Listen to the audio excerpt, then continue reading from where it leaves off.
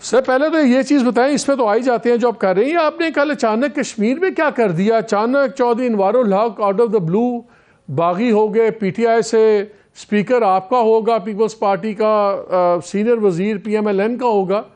तो ये क्या है? आपने और इस्टेब्लिशमेंट ने दिखा दिया काम कश्मीर में। ये पहला जवाब है सुप्रीम कोर्ट को और बाकियों को। मालिक साहब, गुजारिश ये है कि मैं आपको यकीन से कह सकता हूँ, कश्मीर की सारी मूवमेंट वहाँ की पॉलिटिकल पार्टियों की अपनी इंडिजिनस थी। यकीनन हमसे उन्होंने ब्रॉडर मशवरे किए, लेकिन ये उनका अपने फैसले थे, वहाँ लोकल थे। ना हमारी तरफ से कोई बंदा वहाँ गया है, दिस इज अनयूजुअल, और न ही मुस्लिम लीग की तरफ से कोई बंदा वहाँ गया है। मैं बतौर वजीर अमूर कश्मीर पहले भी वहाँ जाता रहा हूँ। इस पूरे इलेक्शन के अंदर आप मुझे बता दीजिए मेरा कहीं वजूद आया या किसी मुस्लिम लीग के बंदे का हमारा हक बनता था, जबकि पीटीआई के लोग वहां जाके बैठे हुए थे और कोशां भी थे। हमारी जमातों ने वहां पे अपने फैसले किए हैं और यकीनन पीटीआई के अंदर ग्रुप्स मौजूद थे, पहले से मौजूद थे। एक ग्रुप के साथ उनकी लोकल एडजस्टमेंट हो गई और उन्होंने अपनी गवर्नमेंट फॉर्म कर ली है। अपोजिशन के पास तो क्योंकि गवर्नमेंट में वोट थे नहीं तो अपनी गवर्नमेंट फॉर्म कर पाते, लिहाजा उन्होंने किसी ग्रुप को सपोर्ट ही करना था, तो ये वहां पे हुआ है। पर ये उनका अपना लोकल। अच्छा, यहाँ पे आप ये बताएं कि अब क्या है, ये आपकी भी leadership blow hot blow cold है। एक तरफ आप कहते हैं हम नेगोशिएशंस कर रहे हैं, साथ ही बिलावल साहब ने तल भी दिया है। बल्कि मैं चाहता हूँ आप सुन लें, नाजरीन भी सुन लें, जो बिलावल की आज स्पीच की दो बातें थी प्रेसर की, वो जरा सुन लें आप।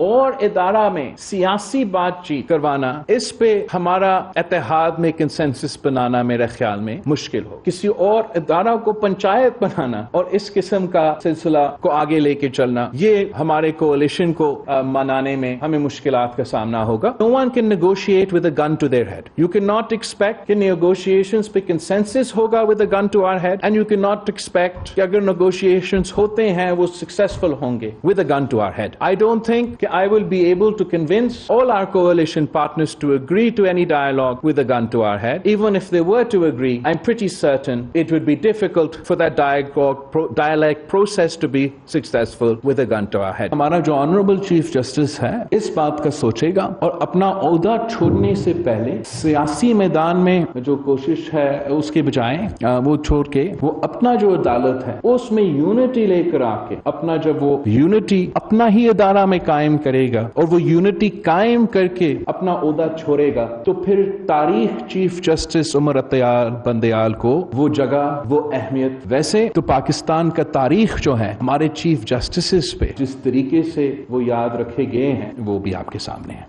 कारा साहब, यही बातें ज्यादा पोलाइटली और अंग्रेजी में बिलावल भुट्टो साहब ने भी कर दी। इन सेंस मौलाना साहब ने तो सीधा सीधा इल्ज़ाम लगा दिया कि ये लोग इमरान खान को उस पर प्रोजेक्ट करने की कोशिश कर रहे हैं, उनकी पार्टी बन गए हैं, सब कुछ है। इस तमाम क्लियर पोजीशन हो गई है।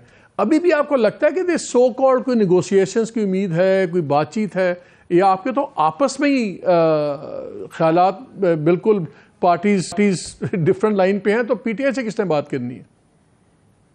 मालिक साहब, पहली गुजारिश तो ये है कि यही बात हम पहले से गुजारिश कर रहे थे। मैंने आज पार्टी की तरफ से सुप्रीम कोर्ट के सामने भी जब पेश हुए तो वहां पे भी ये गुजारिश की थी कि सियासत के फैसले जब अदालती ऐवानों में तो उससे नुकसानात होते हैं, उन फैसलों के फायदे कम होते हैं, इसलिए कि सियासी फैसले प्लस माइनस के साथ होते हैं, 2+2 वाले नहीं होते। लेकिन और अदालत को चाहिए कि सियासी फैसले सियासी ऐवानों में होने दें। हमने उनको अप्रिशिएट भी किया कि आपने इसको फैसिलिटेट किया है, इस तरफ तवज्जो दिलाई है। लेकिन मालिक साहब, ये भी देखिए कि एक तरफ आप एक फैसला है उसका भी आज जिक्र हुआ अदालत के अंदर।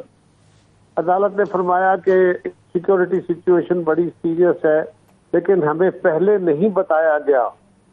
मैं अब ये कहूँ कि ये खिलाफ हकीकत है तो मुनासिब नहीं होगा। हालांकि उस वक्त भी हम अदालत में मौजूद थे जब अदालत के अंदर सेक्रेटरी डिफेंस ने ये गुजारिश की कि हम अपनी गुजारिशात आपके साथ इन कैमरा करना चाहते हैं कि कुछ ऐसे हकायक हैं जो हम पब्लिक को सामने नहीं रख सकते, तो उनको अदालत ने कहा कि आप अपनी कंसील्ड रिपोर्ट सील्ड लिफाफे के अंदर एनवेलप में हमें दे दें और हम उसको देखने के बाद आपसे कुछ सवाल कर लेंगे। अगर हमने ओपन कोर्ट में कुछ पूछना हुआ तो पूछ लेंगे।